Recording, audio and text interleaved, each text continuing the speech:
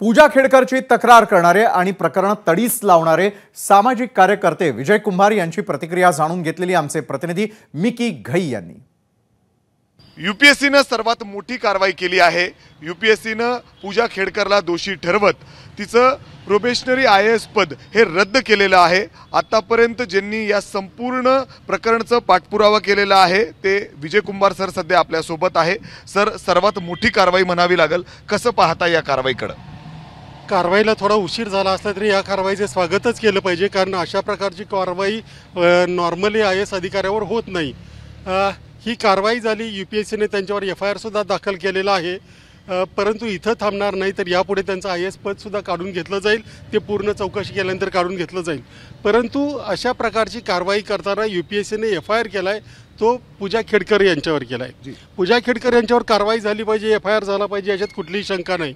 परंतु त्याचबरोबर पूजा खेडकरनं ज्यांनी मदत केली, हे अटेम्प्ट करायला लावले, त्यांना खोटी सर्टिफिकेट दिली, त्या सगळ्यांवर कारवाई झाली पाहिजे। कारण हे जर मुळापासून उखडून नाही टाकलं तर पुन्हा पुन्हा अशा पूजा खेडकर तयार होतील।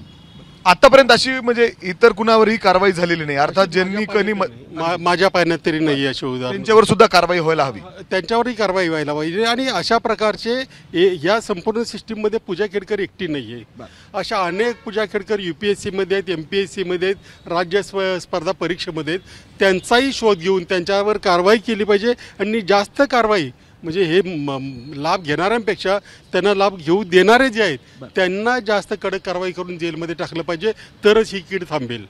सर, त्याचबरोबर जर आपण बघितलं तर यूपीएससीने हे देखील आज स्पष्ट केलेलं आहे कोर्टामध्ये की जवळपास आम्ही 15,000 जे कॅन्डिडेट्स आहेत पूजा खेडकर यांच्यासोबतचे, त्यांचे सगळे कागदपत्र तपासलेले आहेत। तिच्याशिवाय आम्हाला यामध्ये कुणीही दोषी अर्थात कुणाचेही कागदपत्रामध्ये काही फेरफार सापडलेली नाही। आता ते तपासाचा भाग आहे। मी आणखी एक आज विषय केलेला आहे। मला काही जणांच्या याच्यामध्ये 1-2 जणांच्या याच्यामध्ये तरी तफावत दिसते। त्याच्यामुळं जसजशी ह्या 15,000 जणांची कागदपत्र त्यांनी सगळ्यांना उपलब्ध करून द्यावीत।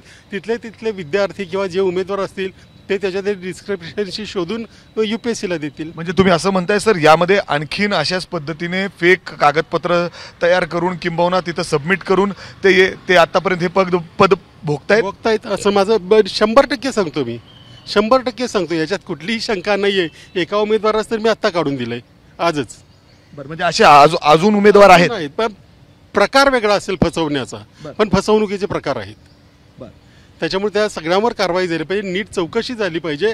अगदी नोटिफिकेशन निघण्यापासून ते ॲलोकेशन होण्यापर्यंत, म्हणजे यूपीएससीचं नोटिफिकेशन निघतं त्याच्यात काही अटी असतात, ते ॲलोकेशन करतानाच्या अटी या सगळ्यांची तपासणी झाली। सर, एकीकडे तुम्ही असं म्हणताय की अजून एक प्रकार आत्ताच तुम्ही समोर आणताय, तर दुसरीकडे यूपीएससीकडून थेट कोर्टामध्ये सांगण्यात आले की आम्ही जवळपास 15,000 उमेदवारांचे सगळे कागदपत्र तपासलेले आहेत, असा कुठलाही गैरप्रकार त्याच्यामध्ये त्यांना आढळून आलेला नाही। तो त्यांचा प्रश्न आहे। मला जे दिसतं ते त्यांना का दिसत नाही हे मला माहिती नाही आहे, पण असे प्रकार आहेत एवढे 100%। सर, या हवं असेल तर मी राष्ट्रपतींना पत्र दिले, ज्युडिशियल चौकशी नेमावी आणि चौकशी करावी। आम्ही त्यांच्यासमोर कागदपत्र देऊ।